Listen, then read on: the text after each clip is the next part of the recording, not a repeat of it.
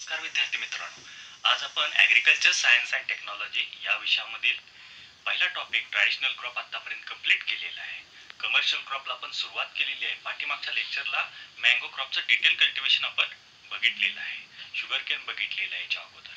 आज आपण बनाना या पिकाचं बनाना अर्थात केळी या पिकाचं डिटेल कल्टिवेशन आपण या भागामध्ये बघणार आहे. तर चला आज बघूया आपण बनानाचं डिटेल कल्टिवेशन.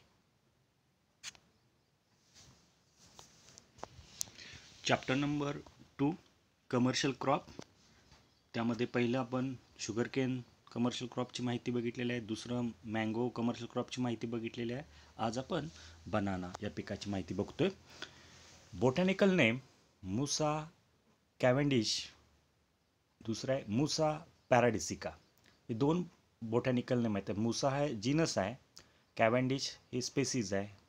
त्यानंतर मुसा पॅराडिसिकामधलं मुसा हे जीनस आहे, पॅराडिसिका एक आहे स्पेसीज आहे. हे बोटॅनिकल नेम अगोदरच्या पिकाप्रमाणे आपल्याला लक्षात ठेवावी लागतील.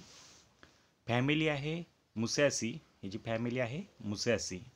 ओरिजिन याचं मूळ स्थान कुठं आहे बघा, mountain region of Assam, Thailand and Indochina.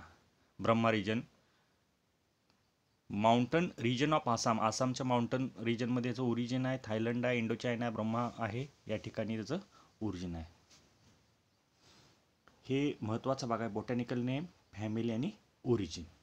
त्यानंतर नेक्स्ट युजेस ऑफ बनाना. बनानाचा उपयोग कोणकोणत्या गोष्टीसाठी केला जातो बघा. First, banana is used for preparation of powder, wafers, chips, soft drinks and beer. बनानाचा प्रिझर्व प्रोडक्ट काय काय, पावडर बनवली जाते, बनाना पावडर बनवली जाते, वेपर्स बनवले जातात, चिप्स बनवली जाते, सॉफ्ट ड्रिंक्स बनवले जातात आणि त्याची बिअरसुद्धा बनवण्यासाठी उपयोग केला जातो. It also contain vitamin A, B and C. याच्यामध्ये व्हिटॅमिन ए सापडतं, बी सापडतं आणि C. Banana is a rich source of minerals like phosphorus, calcium and magnesium. याच्यामध्ये फॉस्फरस मोठ्या प्रमाणात आपल्याला सापडतं, कॅल्शियम मोठ्या प्रमाणात सापडतं आणि मॅग्नेशियम आपल्याला बनानामध्ये मोठ्या प्रमाणात बघायला मिळतं. The unripe fruit is cooked as vegetable. Unripe fruit म्हणजे कच्ची केळी हे व्हेजिटेबल म्हणून काही भागामध्ये वापरली जाते. Banana stem is used for extraction of starch and fibre. Banana स्टेमचा उपयोग, बनाना खोडाचा उपयोग extraction of starch and fibre, starch मिळवण्यासाठी, फायबर तयार करण्यासाठी केला जातो. Both plants and fruit are extensively used in wedding and festivals. आता बघा, सगळ्या लग्न कार्यामध्ये आणि धार्मिक विधीमध्ये, फेस्टिवलमध्ये मोठ्या प्रमाणात केळीचा उपयोग केला. केळी हे मुबलक प्रमाणात आणि स्वस्तमध्ये उपलब्ध होणारं फळ आहे. त्यामुळे आपल्या सगळ्या कार्यामध्ये, धार्मिक कार्यामध्ये, लग्न कार्यामध्ये याचा मोठ्या प्रमाणात उपयोग केला जातो. हे काय बघितले मुलांना आपण, युजेस बघितले, महत्त्व, त्याचा उपयोग कोणकोणत्या कारणासाठी केला जातो. त्यानंतर सॉईल. आता या पिकासाठी जमीन कोणत्या प्रकारची पाहिजे बघा. अगोदरच्या भागामध्ये आपण सॉईलची माहिती प्रत्येक क्रॉपची बघत चाललो, त्याच पद्धतीने याची माहिती आहे. It requires deep black soil or deep sandy loam soil. Deep black म्हणजे भारी काळी जमीन, डीप सँडी लोम वाळूसर जमीन या पिकासाठी काय आहे, पोषक आहे. It should be fertile and well drain. Fertile म्हणजे सुपीक असणारी आणि चांगली निचरा असणारी जमीन या पिकासाठी पोषक आहे. Soil should have 1 metre in depth with good organic matter content.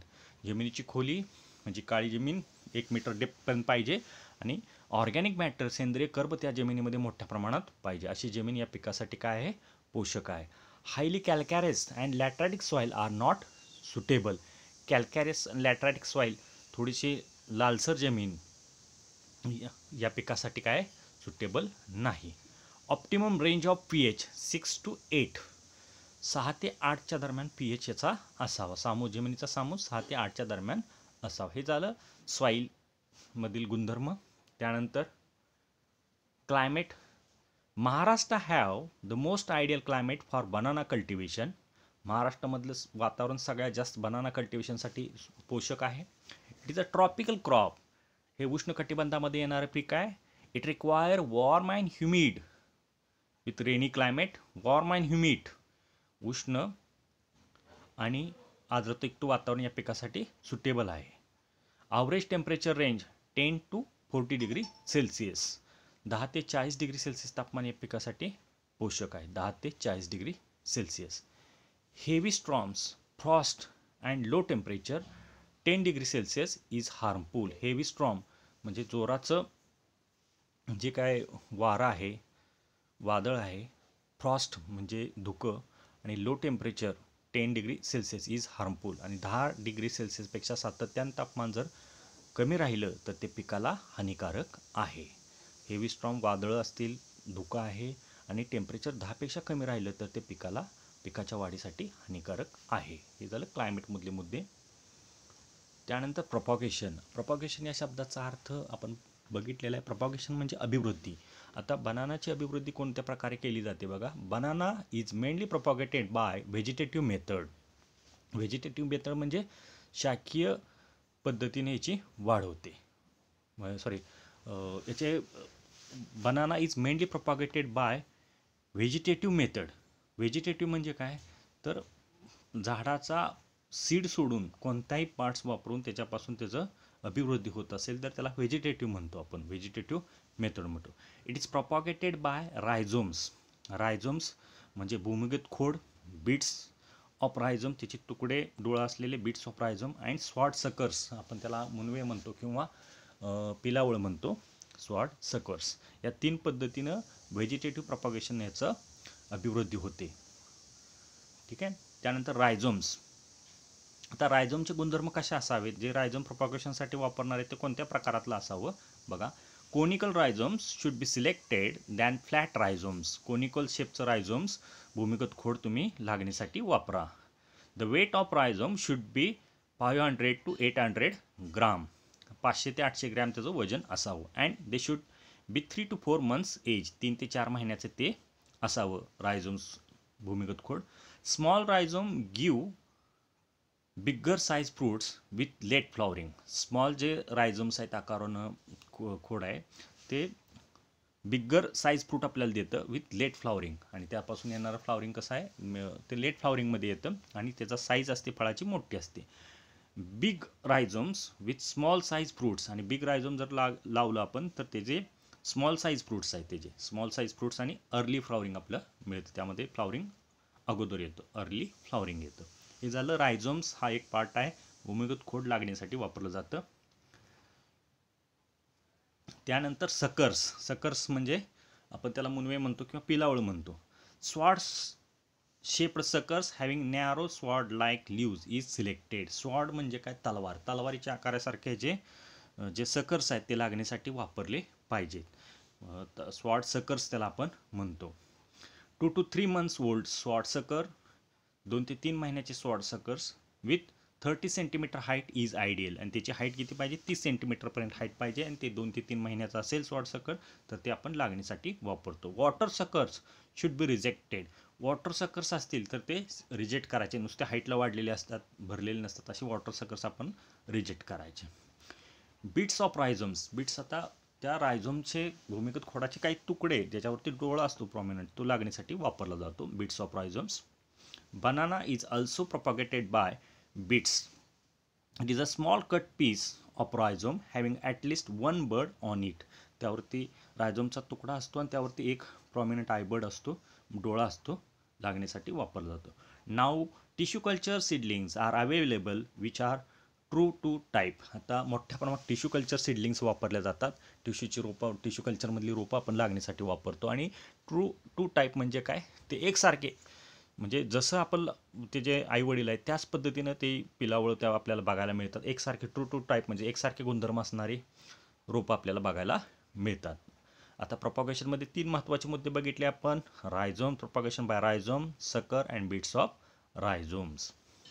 त्यानंतर आपल्याला पिक्चरमध्ये स्पष्ट बघायला मिळते बघा. वॉटर सकर्स कशा आहेत बघा, स्वॉर्ड सकर्स कशा आहेत बघा. नुसत्या हाईटला वाढलेले वॉटर सकर्स आपल्याला बघायला मिळतील. स्वॉर्ड सकर तलवारीगत पानं असणारी स्वॉर्ड सकर्स आपल्याला बघायला मिळतील. त्यानंतर याच्यामध्ये 2 भाग दाखवलेत पिक्चरमध्ये. रायझोम्स आणि बीट्स ऑफ रायझोम्स दाखवलेत बघा. हे प्रॉपगेशनचं पार्ट्स आहेत. रायझोम्स आपल्याला पिक्चरमध्ये बघायला मिळतात आणि त्यानंतर बीट्स ऑफ रायझोम्स पण आपल्याला बघायला मिळतं. भूमिगत खोड आपण त्याला म्हणतो. त्यानंतर प्लांटिंग मेथड. आता याची लागणीची पद्धत कशी आहे बघा. There are 2 methods of planting. First one पीट मेथड. पीट मेथड म्हणजे खड्डा खणून आपण त्यामध्ये केळीची रोपं लावतो. पिट्स of 45 into 45 into 45 centimeter are dug and then pits are filled with well decomposed FYM. 45 into 45 into 45 सेंटीमीटरचा खड्डा खणायचा आहे लांबी रुंदीने उंचीचा, आणि तो खड्डा परत त्यामध्ये आपण शेणखत करून तो खड्डा भरायचा आहे. This method is very laborious and expensive.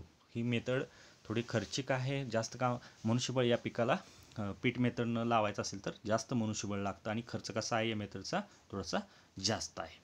आता दुसरी मेथड आहे लागणीची फोरो मेथड. फोरो म्हणजे चरी काढून आपण लागण करण्याची पद्धत.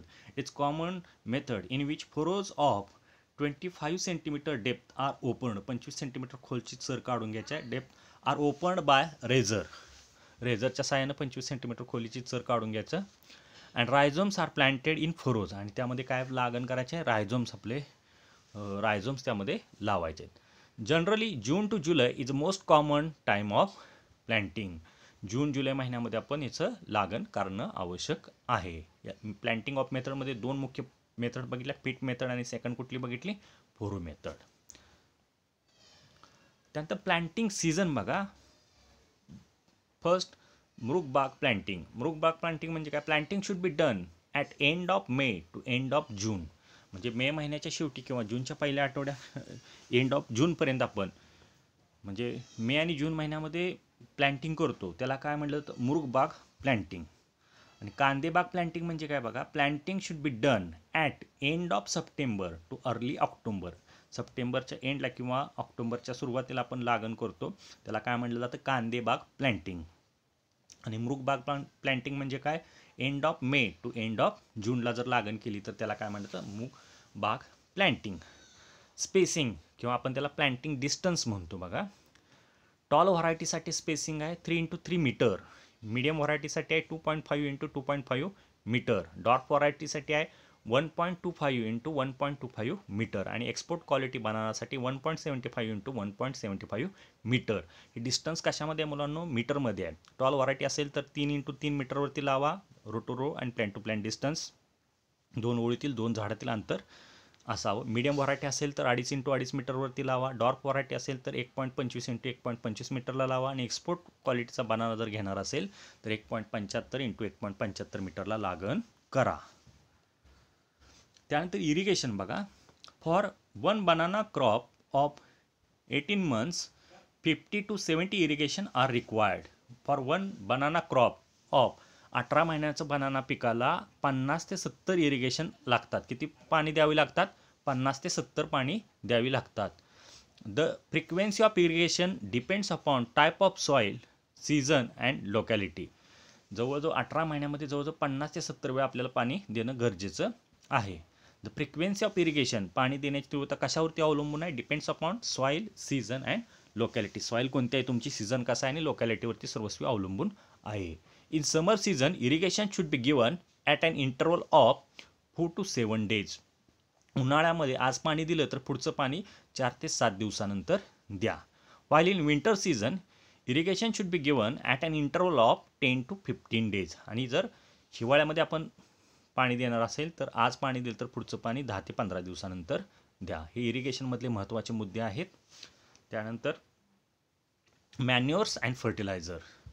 The organic manures of 50 tons FYM per hectare should be applied before planting. 50 ton FYM शेणखत किंवा कंपोस्ट खत आपण प्लांटिंगच्या वेळेला, बिफोर प्लांटिंगच्या वेळेला जमिनीमध्ये टाकायचं आहे.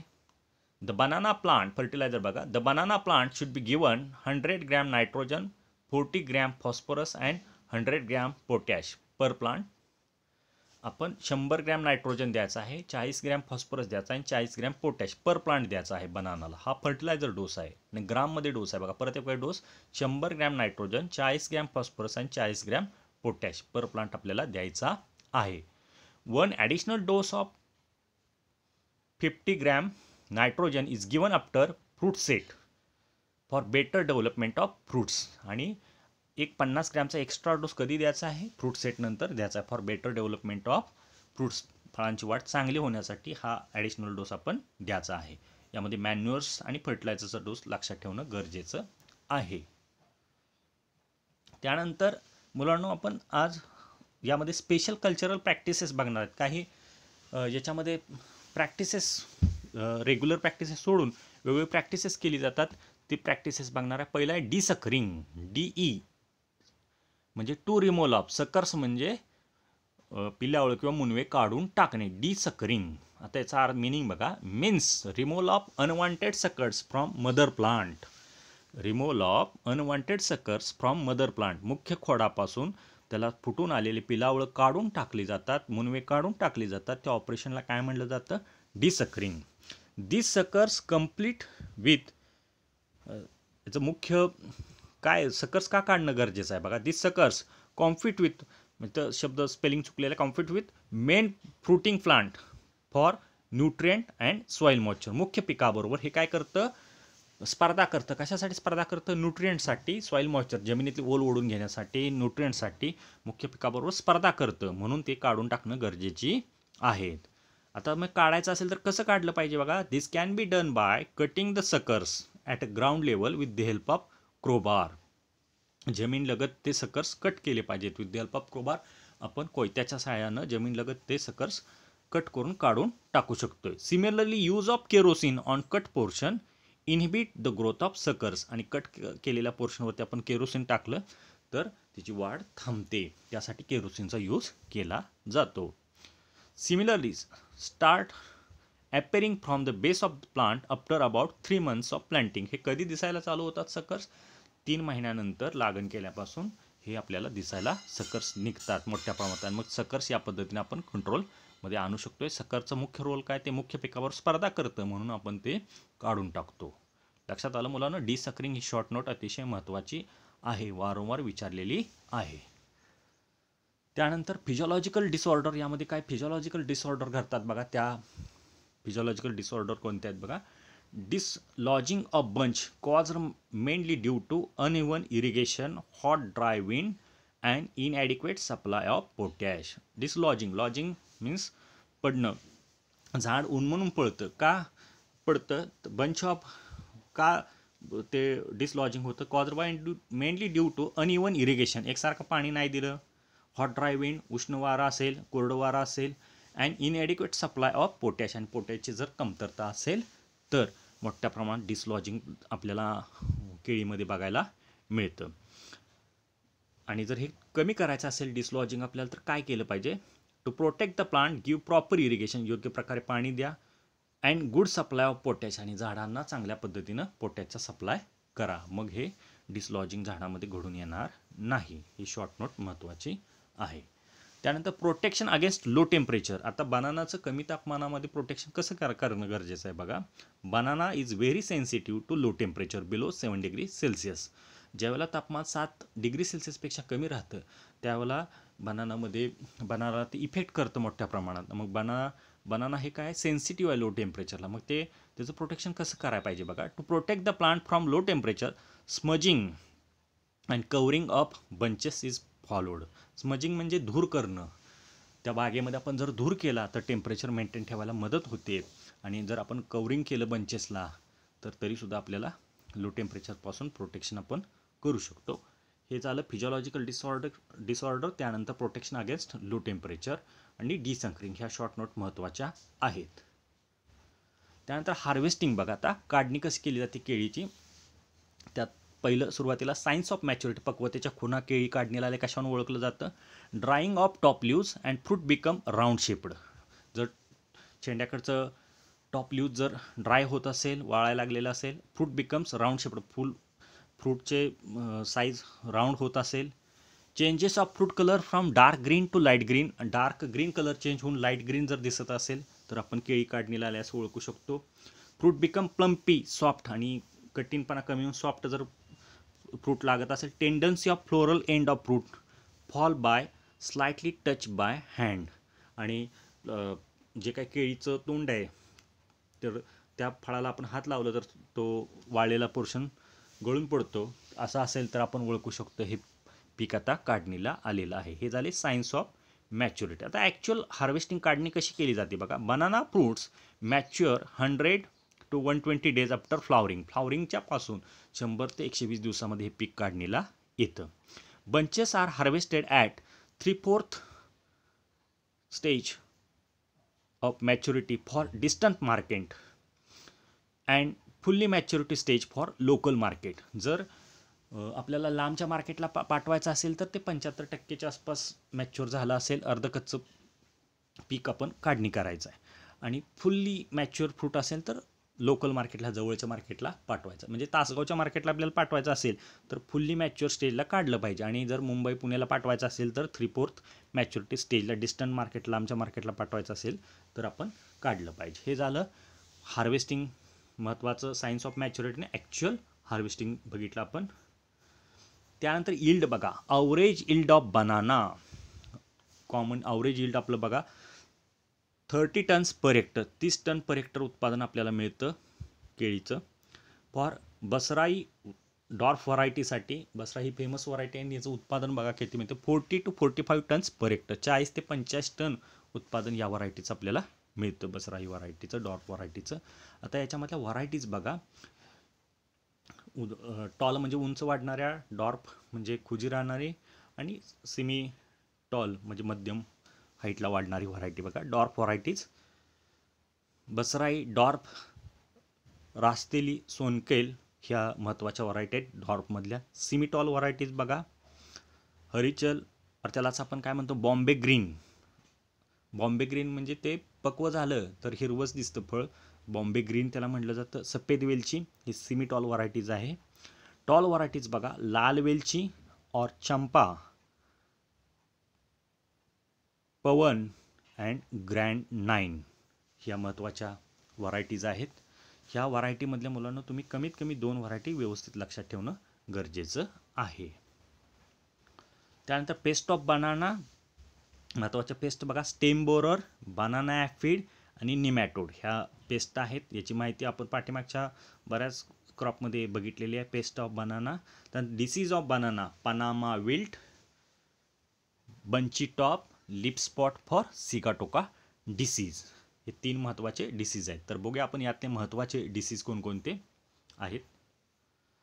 तर पहिल्या बघा, पनामा विल्ट. पनामा हे नाव का पडले तर पनामा बेट आहे, त्या बेटाचं नाव पडलेलं आहे पनामा विल्ट. विल्ट म्हणजे वटणे, विल्ट म्हणजे वटणे. Causal organism, it is a fungal disease. हा कशामुळे होणार आहे, फंगलमुळे होणारा डिसीज आहे. सिम्पटम्स कसं ओळखतो आपण, येलोईंग ऑफ लोअर लीव्ज, ते आपल्याला पिक्चरमध्ये स्पष्ट बघायला मिळते बघा, खालची पानं पिवळी पडायला लागली ते.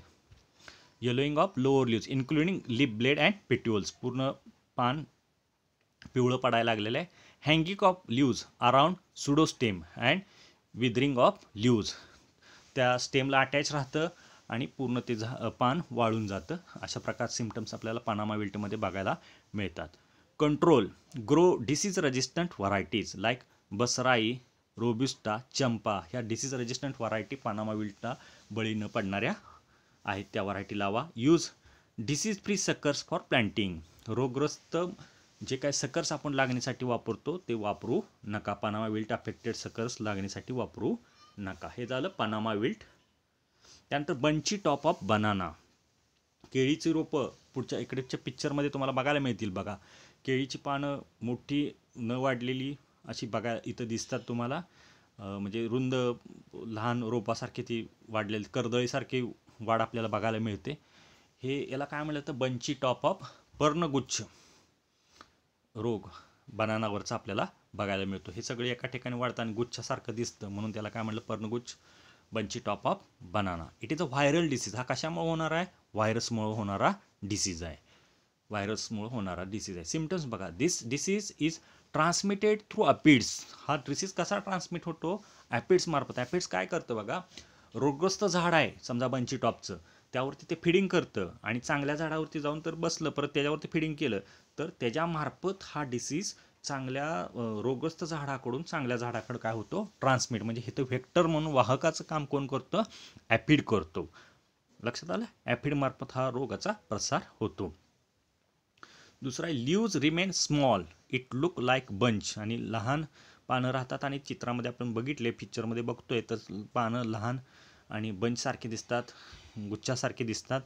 प्लांट शो स्टंटेड ग्रोथ, आणि झाडाची वाढ थांबते. Control measure destroy affected plant, clean cultivation, अशी जर झाडं असतील तर ते गोळा करा आणि नष्ट करून टाका.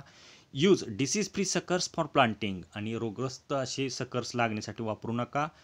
Apply carbofuran to soil at the time of planting, कार्बोफेरॉनचा उपयोग प्लांटिंग च्या लागणीच्या वेळेला करा, हे महत्त्वाचं आहे. Spray malathion to control aphid, आणि ॲफिडचं महत्त्वाचं का तर ॲफिडचं कंट्रोल करणं गरजेचं आहे. तो व्हेक्टर आहे, तो एका ठिकाणून दुसऱ्या ठिकाणी रोगग्रस्त भागाकडून चांगल्या भागाकडं ट्रान्समिट करतो डिसीज, म्हणून पहिलं ॲफिडचं कंट्रोल करणं आवश्यक आहे. त्यासाठी आपण स्प्रे ऑफ मॅलॅथियन घेऊ शकतो. अशा पद्धतीने आपण काय बघितलं, बंची टॉप ऑफ बनाना.